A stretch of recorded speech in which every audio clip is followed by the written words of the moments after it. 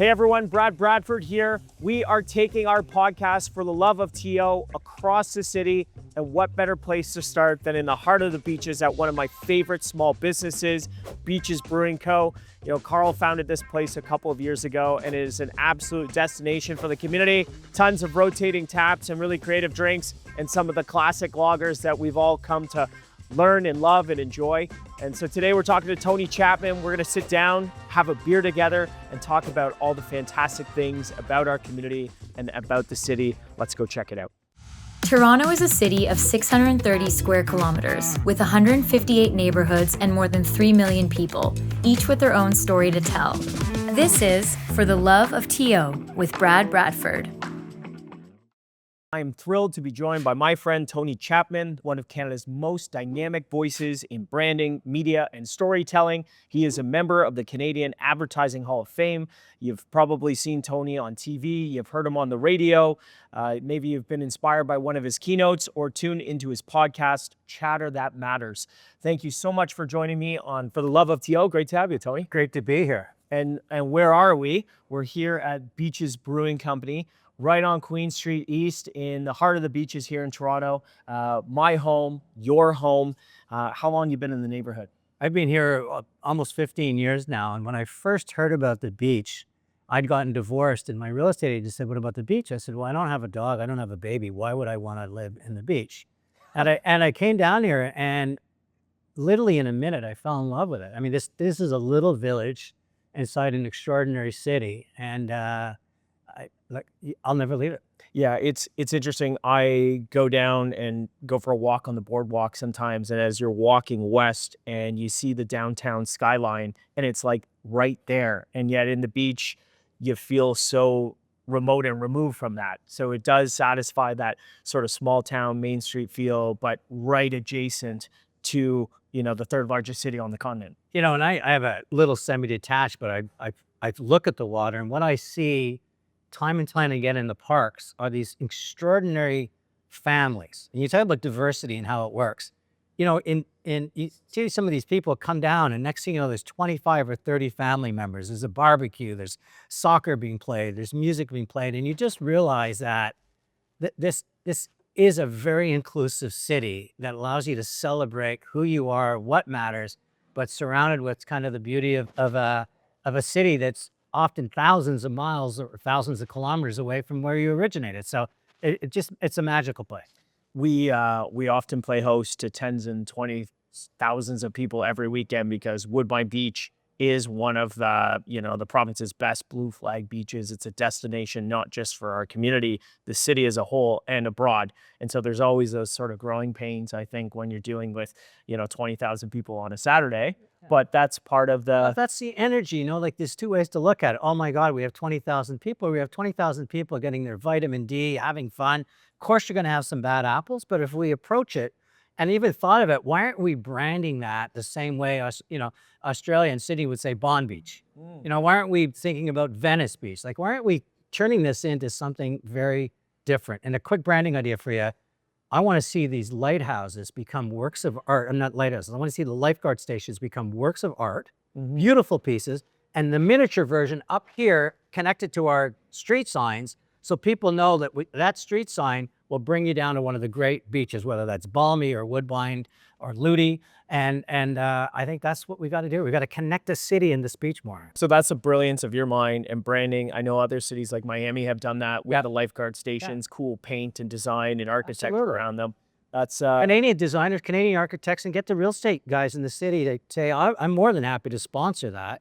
I mean, tell me Rick DeClute wouldn't want to put his name on that because he's so involved in the community. So that's just what I'd love us to do, is really celebrate what we have versus always tear it apart. So it's a great idea. You heard it here first. Let me ask you, just as a guy who's been in the neighborhood for a long time, is it the beach or is it the beaches? I don't want to, like, you know, turn anyone off here. But potato. I mean, like, I've always called it the beach.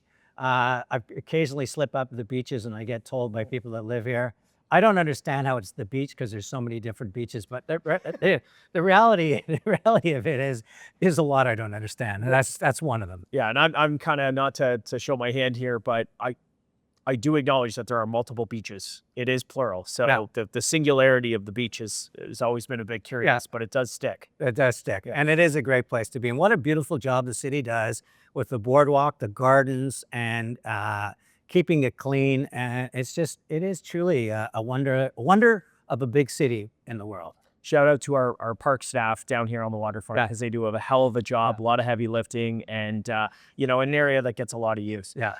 You talk about branding around like the beaches. Every neighborhood in Toronto kind of has its own personality.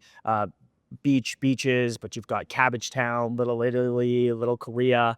Do you think those brands help strengthen Toronto's story as a whole? Or does that make it more challenging to speak to Toronto issues with one voice? Well, issues is one thing, but in terms of a brand, they're so important.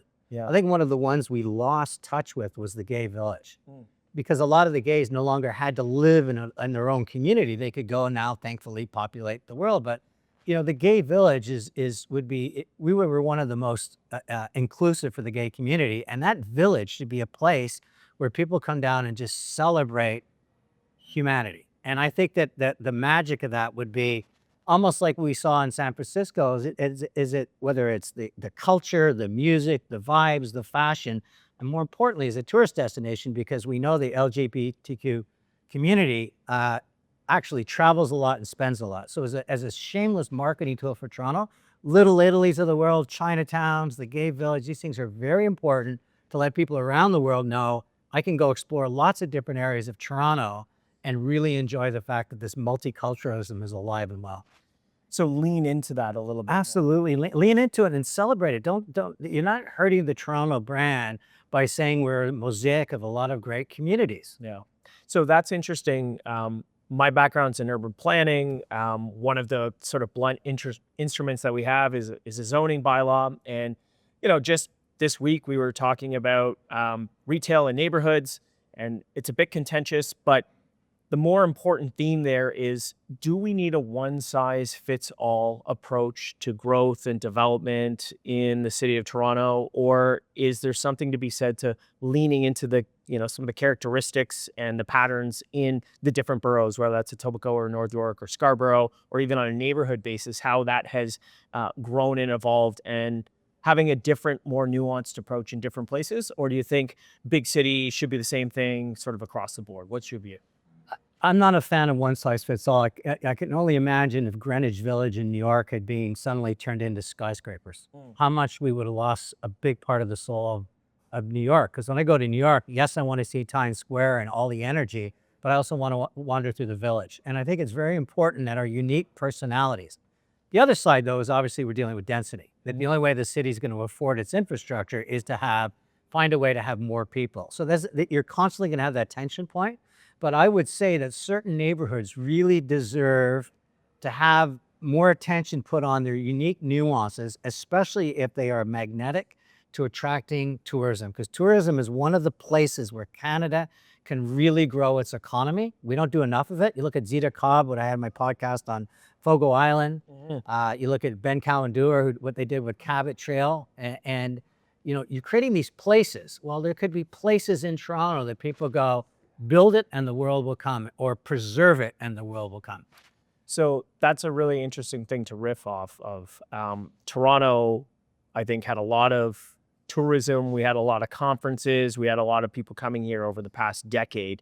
But kind of post-pandemic, some of that stuff has dried up. You look at some of our facilities, whether that is the convention center down at the X or the convention center on Front Street, they're not in that sort of, world-class space with other jurisdictions that we're competing. And these conferences are booked 7 years out. So if you want to attract the sort of biggest business-oriented or tech-oriented conferences, you need to have the facilities for that. Sometimes it feels like Toronto's kind of falling behind on that front. Way behind. I mean, I've spoken in Mobile conference in Barcelona, 150,000 people. Wow. Tech conference in the States could get up to 500,000 people.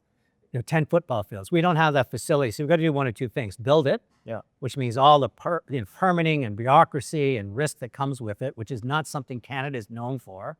Known for the bureaucracy, not risk. Or we go after the B conferences and do them very well. We're going to own longevity. We're going to compete for the TED conferences against Vancouver. We might not get the 100,000, but we can do very well at the 30 or 40,000. But a big problem you have in this city is your traffic and your congestion. I was in the conference business. I wouldn't recommend Toronto right now because if people come into this city and want to get anywhere and they're so frustrated with how long it takes to get around town, that scores negative points for the conference organizers. And the conference organizers are paid and bonus based on how successful your conference was. Well, how were the ratings? How did people view it? And I think that Toronto has to realize if conferences is something very important to us, we have to be very strategic in terms of what they're looking for as a customer base. And can we deliver on that? Is that a priority for us? Or is our priority less traffic and more bike lanes? And we got to make that choice, because if that's our choice, then don't realize you're surrendering that conference business and move on. But if you want that business, it's not difficult to say to the world, Toronto's a great place to be, as long as you can get around it.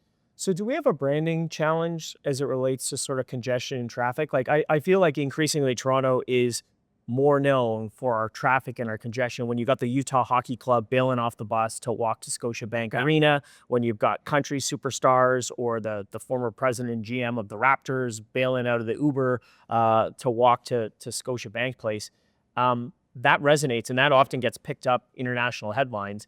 Are you suggesting that becomes a challenge to overcome as a city when we're looking at booking big events? Without question, and in all fairness, a lot of social media is built on negativity and impossibility. That's the tension social media barons are after, because you get involved in your echo chamber and you want to complain and you want to be a part of it. So anytime you give somebody any element of negativity, it could flourish and turn into a wildfire. The trouble with Toronto is it's constant. Everybody that comes back will talk about how beautiful the city was, but how hard it was to get around, how challenging, how difficult it is. And I think that's something if we are going to rely on tourism, we're going to rely on attracting foreign investment, foreign capital, businesses to build here. I think traffic is a key component, affordable housing and traffic, because they got to have an environment where people can exist within and customers can come to if they're going to choose Toronto. And if not, with the cloud, and we don't need to be in a big city anymore. I needed to be in Toronto because you had a lake for shipping. You had railway tracks for moving trucks, for moving cargo. Today, with a lot of I don't need the big city the way I used to. I don't need the density of population the way I needed to. So as Torontonians, you got to put a better foot forward. So you're a storytelling and branding expert. How would you assess Toronto's brand today? Some of the good things, the strength, the position of strength, but also, some of the challenges or room for improvement. How's our I think it's interesting, and I'll equate it to the 30 years I've been in the city. When I came up, it was called Hogtown. It was a simple place, but it wasn't an energetic place. And then it really came in its own. It was one of the most admired, beautiful cities. People would come back, your city's so clean. I wish my American cities could be like that. It's wonderful. But I'd say in the last 10 years, it has absolutely fallen. It's in a horrific spiral, because it's no longer about cleanliness, safety. It's no longer about diversity in a positive way. It's about protests, and it's about homeless, and it's about unaffordability and not getting around town. All these negative notes that are now part of the Toronto brand, and that's what's got to change. And listen, I know you're not here to hammer your own campaign, but a reason you're attracting so many people is you're focusing on what is possible as opposed to what is impossible. And I think if we have that attitude as a city, saying what are the 4 or 5 things we need to do right, I think we could very quickly get our brand back up, especially when it's competing with the US cities. Yeah. Because the Americans' brand now is completely being, some would say tarnished, some would say enhanced by Donald Trump, but it's had a massive impact on how you view America. And I would say, if you look at the numbers of people going in and out of it, a lot less people want to go there. So it's had a negative impact. Why aren't we benefiting from it? Why aren't we having record tourism? Why aren't we standing up and saying, hey, you still want that North American vibe, you can get it here.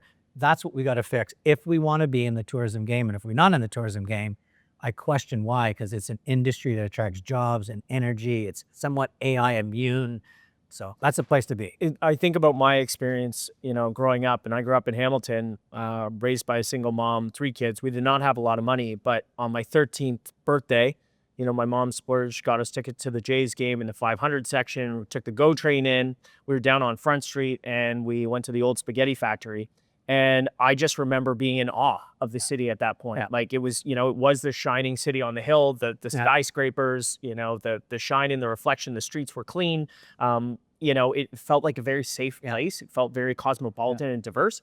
And you go down to Front Street or the Esplanade today, and it's a very different experience. So I think you're right. We've experienced sort of 10 years of drift in the city where we haven't had the laser focus on those priorities, you know, public safety, cost of living, congestion and mobility. And as a result, you know, you sort of see the circumstances out there where it's never felt less safe, it's never been less affordable, and it's never been more difficult to get around. And I think if we get back to basics, if we focus on those things that local government is well positioned to do, we can reposition the city in a way where it can be a great city to raise a family or build a business and unlock our collective potential as Torontonians. And I think, I honestly think you're the person for it because you want to go to the middle ground. You're not on the extreme right or left, which is where politics is playing. The issue we have, and we were talking off camera about, you know, people getting jammed into a subway. You know, in Japan, you see these people with brooms. You can only take so much, and then people are left behind. And I would question the numbers we've allowed into this country right now. These are people that have given up everything to come to Canada to chase the Canadian dream. They're some of the most resilient, tenacious, courageous people. And they walk in there and they don't have the opportunity. And what happens is that we've got more people trying to get in the capacity for. And that has to be solved, because you could be the most miracle worker, but if we continue to put, if the unemployment continues to be a crisis, youth unemployment continues to be a crisis, all the wonderful things we want to do are not going to work because the math doesn't work. And I think one of the things you got to do is align yourself provincially and federally and say, especially with AI and automation and robots, what kind of talent do we need going forward as an economy, and what role can Toronto play within that economy? Versus what I think very often happens now is it's just a lot of isolated, even within your city, it seems like there's so lack of coordination, but then the lack of coordination all the way through government, to me, creates a situation where we're letting a lot of people down that we've invited in, and we're letting a lot of people in Canada who are here expecting to have resources, they're sacrificing for those resources as well. Sometimes it feels like the Canadian dream or the promise of Toronto is failing to materialize. Yeah. And I think that's right. When you look at some of the polling, some of the data points, research, you have a significant majority, 2/3 of Torontonians that feel like our best days as a city are behind us. Yeah. You've got 40% of Torontonians that are contemplating leaving the city in the next 5 years. And you know what? It's a lot of the people that have either come here from abroad, they've brought their time and their capital, their investment, they want to raise a family or build a business here, but they don't feel like they can do it in Toronto anymore. Yeah. So it's a flight for affordability, it's a flight for safety into the GTA, interprovincial, and then sometimes, you know, even beyond that, north-south across the border.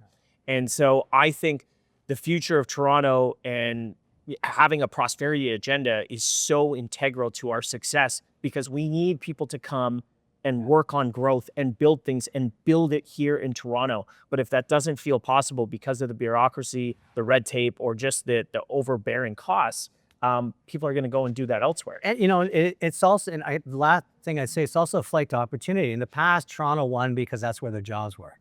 You know, that was the default place. But I think what you're talking about is so important, because we have to say to people, it's still possible to do extraordinary things in this city. This is a beautiful place to be, but I would not be spending billions of dollars begging a multinational to set up a branch plant for ribbon cutting. I would say, how do we invest that capital in those entrepreneurs? I ask anybody that's, you know, there's a lot of negativity around newcomers. And first of all, Canada was built on immigration. Right. And the second thing is that most of the people, if you were someone that was to leave Canada and go to a strange country, they didn't even speak your language, how courageous are you? How much are you after a better life for you or your family? Those are the warriors. So how can we set those warriors up with capital? How do we set the entrepreneurs up? Instead of, again, you know, an EV battery plant that Volkswagen owns and can leave on a dime, How do we bring We're seeing. which we're seeing? How do we set up more Shopify's of the world? Because again, we don't need access to new. I don't care about the border at Niagara Falls as much as I care what can we create in the cloud. Look at our creative community, Hollywood. Who overpopulates the top songwriters, the top actors, top singers? Canadians. We're extraordinary storytellers, and among the best of the best. We have a Hollywood North up here, considered one of the best movie-making machines and TV-making machines in the world.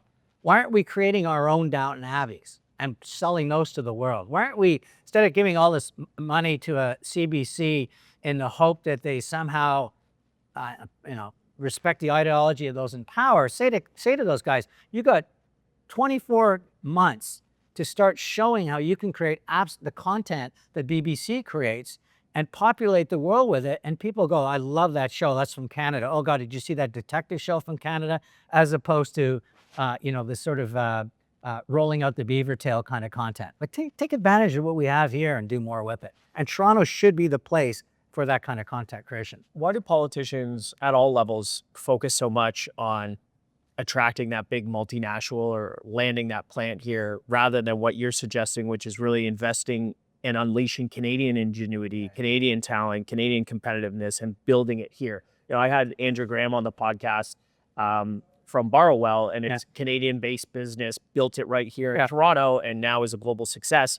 You referenced Shopify. Like, how do we sort of change the focus and the mentality to say, let's go on the front end to the founders, to the entrepreneurs, the builders that want to build it here versus casting our gaze abroad and trying to bring people in? I think you have to do both. You got to do both. You got to be very strategic of who you want here and who you're willing to capitalize. But I think the answer is take investment decisions away from politicians, because politicians can be swayed by lobbyists. Politicians can be swayed by where they're based, by votes, by winning. Electoral cycles, and they're not necessarily the right investments. You got John Ruffalo, who lives in our neighborhood, one of the smartest M&A guys. He's asking for a sovereign capital fund. It's okay, put your money where your mouth is, John. We're going to put $1 billion in this fund, and let's go out and attract the top talent out there, take advantage of our universities and our healthcare system, and build a future. Longevity. Why isn't Toronto known as this city that's about adding years to your life and life to your years? And we're going to create a longevity. The same way, they did biology in Singapore. They've done in San Francisco, obviously with Stanford. Why aren't we creating these big bets? And next thing you know, it attracts other like-minded people, and people come to Toronto for major longevity conferences. Now we got a conference that you're after, and they're coming and they're looking and seeing how the green in the city, the quality of the oxygen in the air, the fact that we have blue flag beaches in a major city, and it all starts. The narrative all starts working. People start saying, I'm really proud of this place. You know what? I'm not going to throw garbage on the ground. Right. And maybe we're going to start taking care of these homeless people. Maybe longevity is also about how do I survive on the streets? How do I deal? So all of this stuff can happen, but politicians love a ribbon cutting. It's no different than I spent a lot of time in Costa Rica, and the president would love to cut a ribbon that there's Four Seasons opening a new hotel. Yet some of the local ticos, which they call themselves, have produced some of the most extraordinary places to be that would rival tourism around the world, because it's local and it has that local notes. But where would you want to have the prime minister? I want to be out there because the Four Seasons is going to get me the attention I deserve, versus put the attention on who really deserves it. I want to jump over to just building a business, because that's kind of what we're talking about. You've done that. You've had your reps as an entrepreneur. You've been able to have several exits and done very well. What were the challenges like when you were standing up your marketing businesses, and how is that different than what it's like now? Or is it the same? Canada lacks an appetite for risk. The best way I can describe it is America survived because it fought for its freedoms, and it created a republic and a charter constitution. We just negotiated a deal with the British, and ever since then, it seems like we're always expecting government to take care of us. We're always expecting government's gonna, we lose the job, here, Carney's gonna show up, and here's $2 billion more for the workers. And if we were really looking at each other, we'd say, you're boring on the backs of tomorrow to keep yourself in power today. Right. So I think that the difference is for entrepreneurs, my entire career, is this appetite to say we can do it. We can go after the top. We don't have to even go for bronze. We can go after the gold medals. We can show we're capable of being one of the best. We created AI. Where is it now? There's a company in the States that took our technology and insights, I mean, not our technology, but certainly built it, and they have a GDP, they have a market value bigger than our GDP. I mean, so why aren't we building these things here versus there? And to me, why didn't Musk stay in Canada and build Tesla here versus go down to the States? Because I think we lack that sense of we're all in. Right? I love what you're doing. I'm behind you 100%. Instead of somebody whispering, oh, okay, maybe I got to back off. Right? And that's your, I love when you're talking and listen, I've been to a couple of private door things, you were all with friends. There was no campaigning. There was no vote for me. And what I loved about you is you speak from your heart. You tell it like it is. You're honest with people. And I think that is the kind of, I hope the pendulum is going to switch in politics. I'm not happy with in Ottawa, either party. I'm not happy with the Conservatives always chirping, and I'm not happy with the rhetoric coming from the Liberals and no action. I think that the difference is here, you're making change. I can point to two things in my neighborhood. He's my counselor. Interesting, a couple of years ago, there was a business that was set up. They didn't have the rights to set up, and it was hurting the local entrepreneurs that paid for permits. And they were doing, setting up paddleboarding. And you found a way to stop it. You used the law and you put the right pressure on it so that the entrepreneurs that had paid for the license could compete. The summer, we were starting to see these like mosquitoes, these wave runners, and there was chaos, and they were coming right near where people were swimming and enjoying the beach. You put a stop to that. To me, politics is about impacting change, sometimes little things, sometimes big things. But again, with Toronto, pick 2 or 3 lanes, let's go after them, and let's get, because the talent you're talking about leaving, and I'm going on a bit of a rant, what we don't realize is the people that are thinking about leaving have the means to leave. They're the people with the wealth, they're the people with the assets, they're the people with the entrepreneurial spirit. They're the last people you want to say goodbye to. You have been hosting a podcast. You've done 300 episodes now. It's called Chatter That Matters. Lots of people are familiar with it. What I love about that is it's inspiring stories of Canadians. And we were talking about some of the divisiveness that comes up online and in different communities. You're focusing on the positives, the greatest things about our country. What was the inspiration for standing up that platform, quite a while ago now, and really being on the front end of that and bringing those stories to Canadians? I mean, I got to credit RBC with this, because when COVID hit, I reached out to them and I said, small business is going to get decimated. I've got a lot of time. I can put together a podcast. I can get people like Arlene Dickinson and Joe Mimran to talk about Sammy's Flower Shop. Sammy's Flower Shop would never hear from Arlene Dickinson. We can make it happen. And then went along with it. The idea manifested because they said, we love small business, but is it not? I said, you're right, it's human journeys. And every week I share a story of somebody overcoming circumstances, we all do. And when they do, they get to chase or reclaim their dream. That's exciting. And they change their world, and often ours for the better, because they're about positivity and possibility. What we're countering is social media barons who want to spend a lot of time hurting you in an echo chamber where you're with like-minded people who like like-minded content, and your reason for being and staying is you got to hate the other guy. So we create this divided country. I think that what I'm hoping with Chatter That Matters and other things is that we move people back to the middle, and you go, I might not exactly agree with what you say. You might not exactly agree, but is there a consensus? And from the consensus, can we both walk away saying that's worth building on, versus what you say I want to tear apart and what I say you want to tear apart. And that sadly is the state of our nation. I put it right at the foot of the Liberals. I used to vote Liberals. I put it right at the foot of the Liberals staying in power by dividing to conquer, as opposed to, I would say, that previous Liberals like Martin, Chrétien, or Conservatives like Harper and Mulroney were saying, yeah, I'm Conservative, you're Liberal, but we're both pretty well in the center. I'm a little left, you're a little right. I'm a little right, you're a little left. And I think that's what's refreshing. And I hope you're the beginning of a new style of politics coming along where people are capable of getting people to buy in so that we can get at things. You were a pretty prolific LinkedIn poster. You're a great follow for anyone online that's interested. Do you still believe that social media can be a place for positive discourse where you can share an opinion and perhaps move someone or take in input that you hadn't considered? Can it be positive, or are we not there as a country right now? I think social media barons have done a great job taking away that, because that's boring. And they want to, where do people want to sit in an F1 race at the hairpin turn where things might happen, as opposed to the straightaway. And they know that, and that's what keeps you there. And they monetize eyeballs.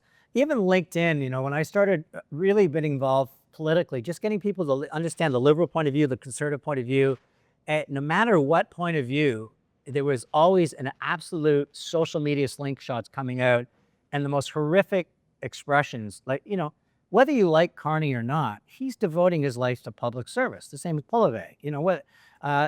Jagmeet Singh, whether you like them or not, they've made a commitment to public service, challenge their policies, challenge maybe what you think is their naive point of view, but to attack. And I know you've been attacked. And it's, to me, I think that's the problem with social media is there's very few people that say, is it really worth running anymore? I'd love to see John Love run for Prime Minister of Canada.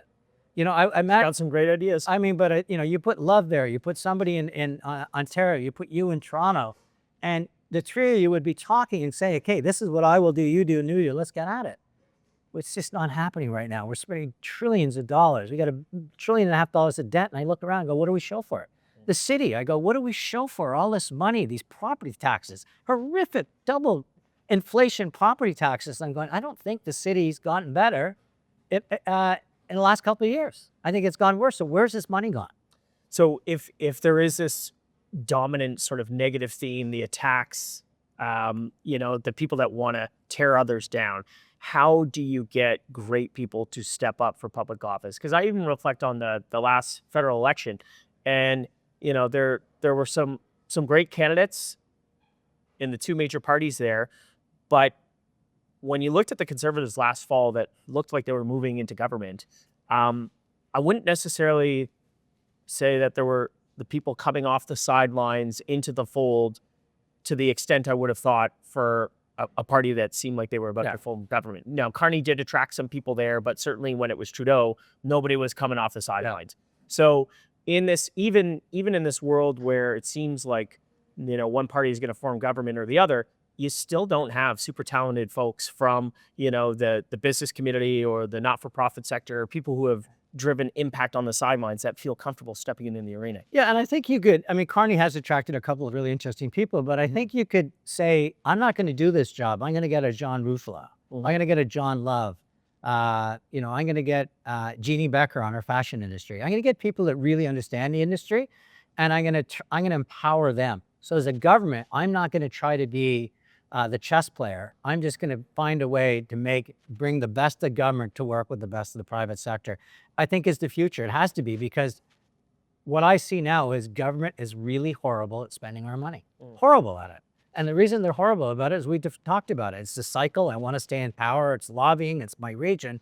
As opposed to saying, like, what are the biggest bets for Toronto next year, and sell it to the city going, this is why we're focusing on these areas. Yeah. As opposed to, every which way you turn, which kind of throwing mud against the wall, hoping that little splinter group will go, oh, I like that, I'll vote for that. So to me, I think the pendulum's going to swing back, and I think we're going to see, optimistically, we're going to see some young leaders like you and others emerge and start working together. And when they do, I think we're going to see some fantastic things happen. Let's wrap on a positive here. Give me 10 years out, the future of Toronto, what that looks like if everything lines up and we're firing on all cylinders. What should the goal or the vision of Toronto be like for the next 10, 15 years? I see an economy very much focused on innovation, entertainment and experiences, and content creation. I think we could be extraordinary, all combined with the small business that feeds that. I see a city that's incredibly clean, moves well, that we're taking advantage of new technologies. We're not doing city planning for today, but we realize there will be driverless cars. We won't own our own cars in 5 or 6 years. It'll all be, we will just hire a car when we need it, and the roads will work a lot better. I see a city where it really values as being the place to be. We understand that people want to be safe, secure, they want love, they want belonging, they want affordability. They really, when they look at Toronto, they say, these are one of the places in the world. I can still practice my religion, I can still speak the language I love, but at the same time, I'm woven into a much bigger story called Toronto, and the world is looking at us with such envy because people here are happy, they're empowered, they're energized, they're excited, and they have purpose. Well, that's very inspiring. I am so proud and grateful that you are part of Toronto Stories today. I hope you will be on a go-forward basis. And thank you so much for joining us on For the Love of TO. If you want to follow Tony, you can check him out on LinkedIn or on X at Tony Chapman. And check out the Chatter That Matters podcast on Spotify or Apple Podcasts, wherever you pick that stuff up. Thanks again, Tony. We'll see you next time. I'm looking forward to casting my vote for you, my friend. Thanks. Okay. This is For the Love of TO.